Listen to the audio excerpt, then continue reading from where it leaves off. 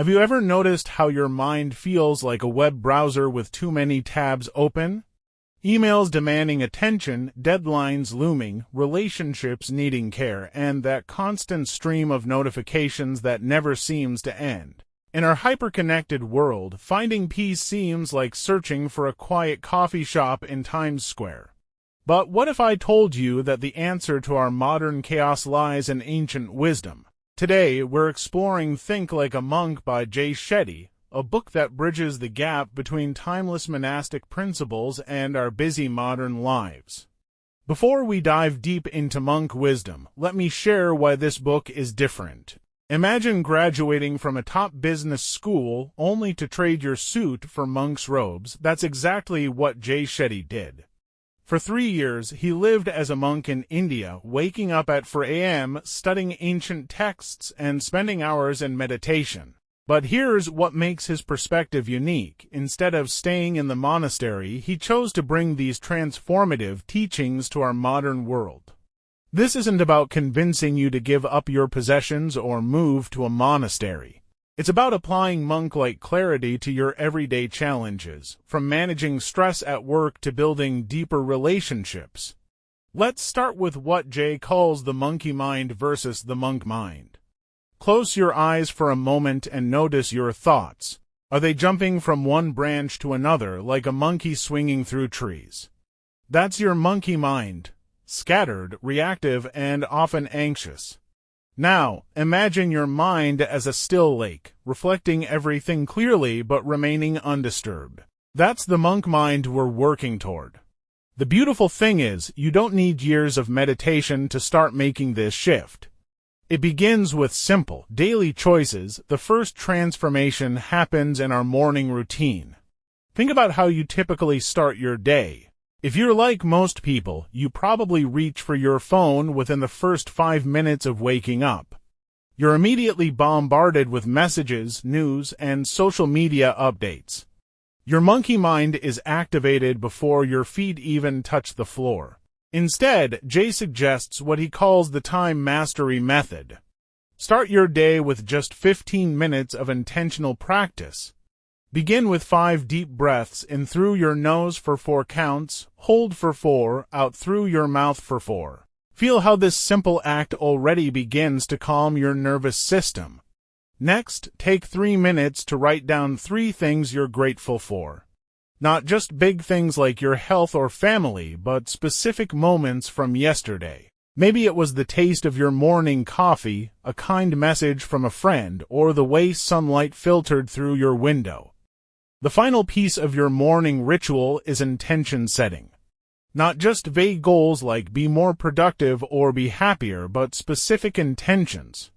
Ask yourself, how do I want to show up today? What energy do I want to bring to my meetings?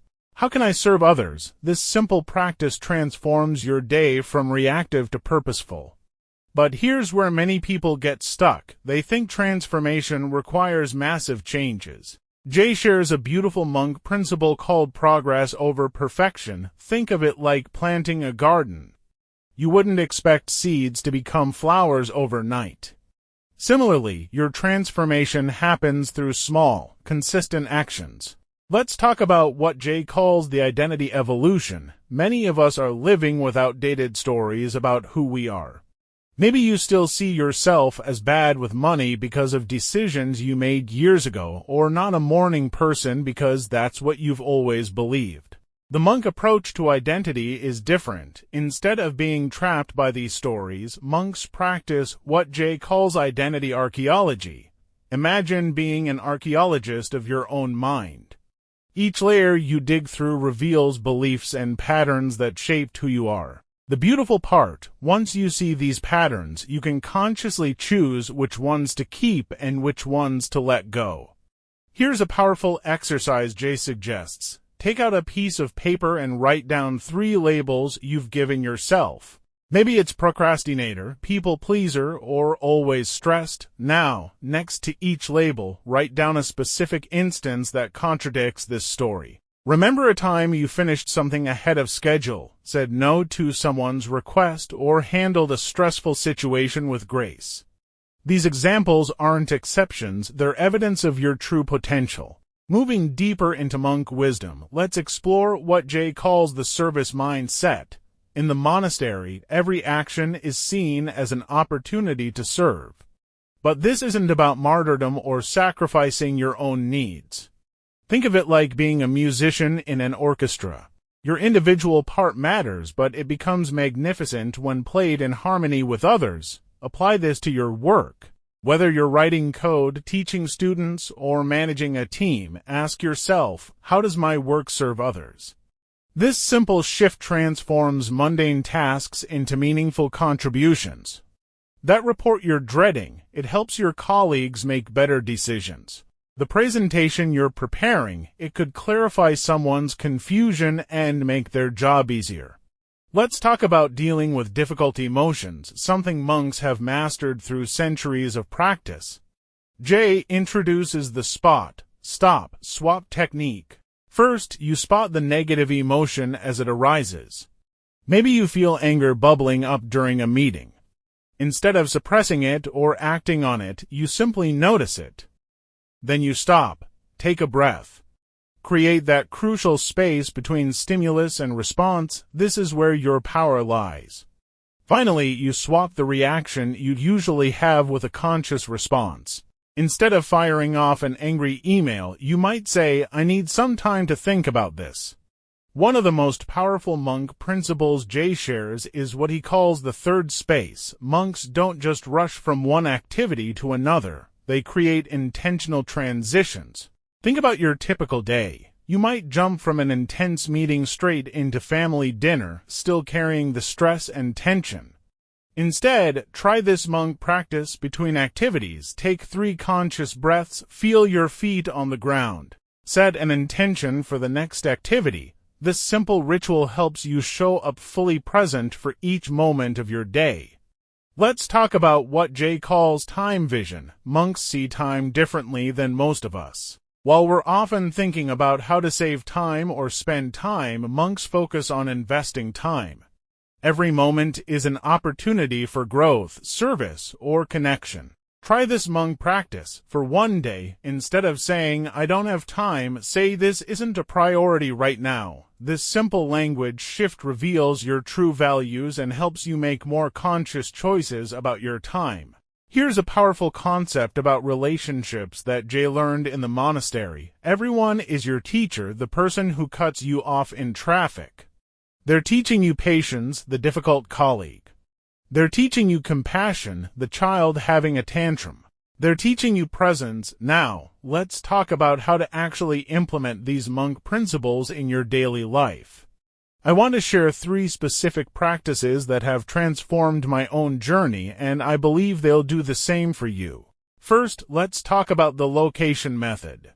This is a powerful way to rewire your habits using your environment. Choose a specific spot in your home that will become your meditation or reflection space. It doesn't need to be fancy. Even a corner of your bedroom will work. The key is consistency. Every time you sit in this spot, your brain will begin to associate it with calm and focus. Second, implement the Thankful 3 practice.